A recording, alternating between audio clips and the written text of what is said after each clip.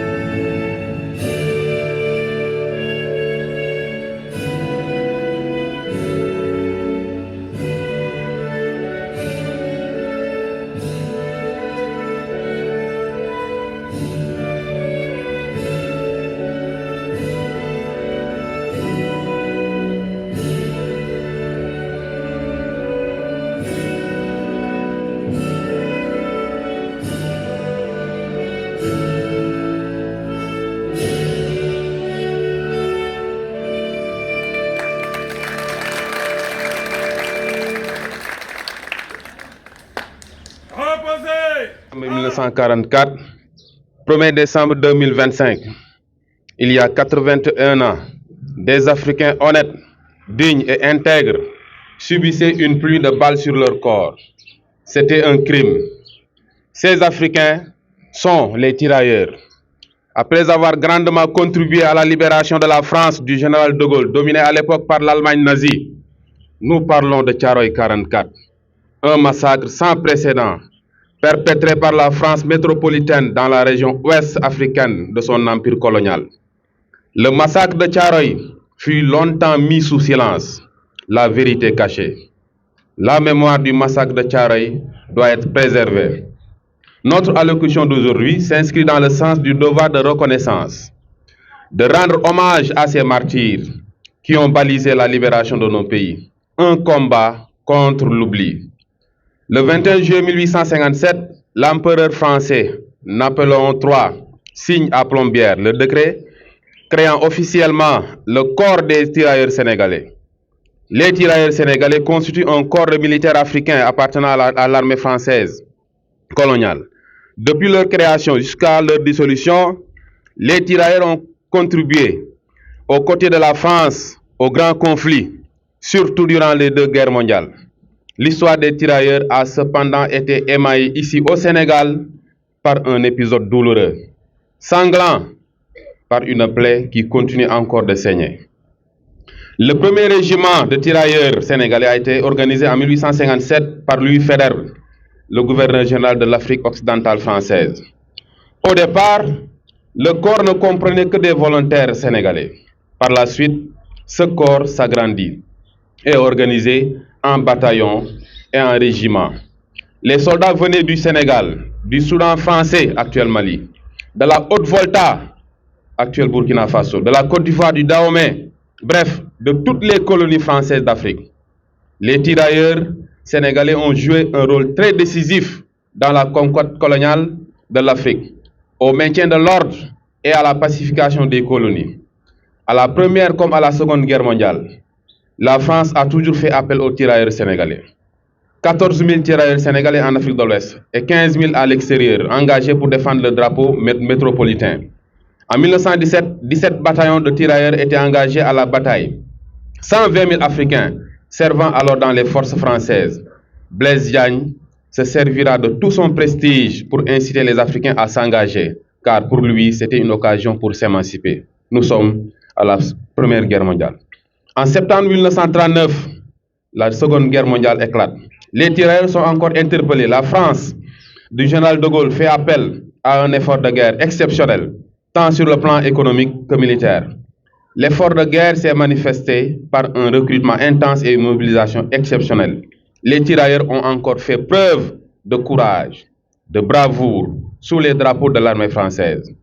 Rien n'a pu saper le moral des tirailleurs sénégalais qui se battent dans les champs de bataille avec une vaillance admirable, parfois dans des conditions climatiques très dures.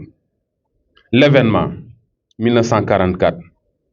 Thiaroye 44 est un drame, une horreur, un carnage à ciel ouvert, un bain de sang effroyable, préparé et exécuté par l'armée française contre leurs collègues africains qui ont participé activement à la défense du territoire français. C'est l'histoire dramatique, lugubre et funeste de tirailleurs sénégalais, faits prisonniers et libérés, rapatriés au Sénégal pour être démobilisés et acheminés vers leurs localités respectives. Débarqués le 21 novembre à Dakar, les tirailleurs sont rassemblés au camp de Thiaroye. Ils attendent de percevoir les arriérés de leur solde et de pouvoir échanger leurs marques. L'autorité coloniale leur propose l'échange de leur argent à la moitié de sa valeur.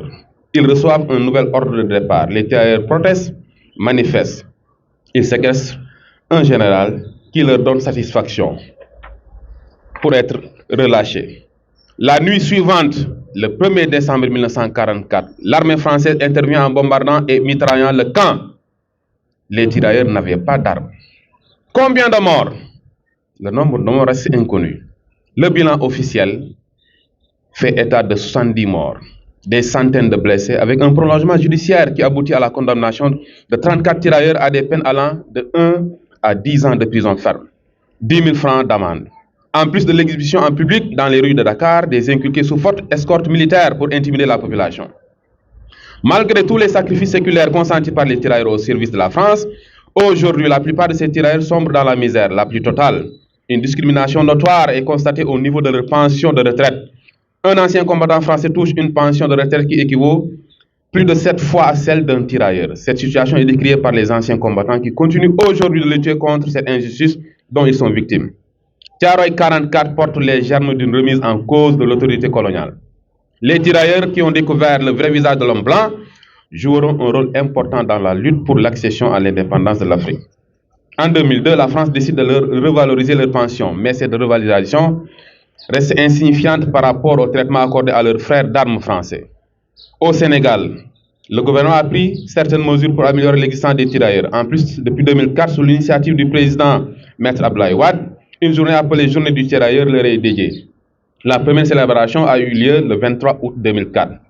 Ensuite, la date du 1er décembre est décrétée Journée du tirailleur par son Excellence le Président de la République, Bassirou Diomaye Diakhar Faye, et son Premier ministre, Ousmane Sonko. La première célébration a eu lieu le 1er décembre 2024. Et aujourd'hui, 1er décembre 2025, nous en sommes à la deuxième célébration. En fait, l'apport des tirailleurs sénégalais est très apprécié, car ils ont partagé tous les périls, tous les succès avec les Français. Les sacrifices sont particulièrement cruels. Au moins un soldat sur 5 trouve la mort en Europe. Des milliers d'autres reviennent malades ou invalides. La France s'est comportée de façon ingrate vis-à-vis des tirailleurs. Pourtant, la France avait le choix d'utiliser ses balles réelles et de les tirer ailleurs. Surtout lors des examens, ils sont toujours là en train de nous accompagner, de nous protéger pour le bon déroulement des épreuves. Encore une fois de plus, merci mon commandant et à vos éléments.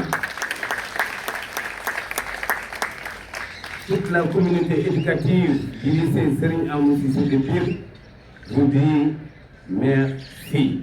Merci beaucoup. Merci beaucoup. Merci à tous. Vous pouvez rejoindre les salles de classe. Excellente journée.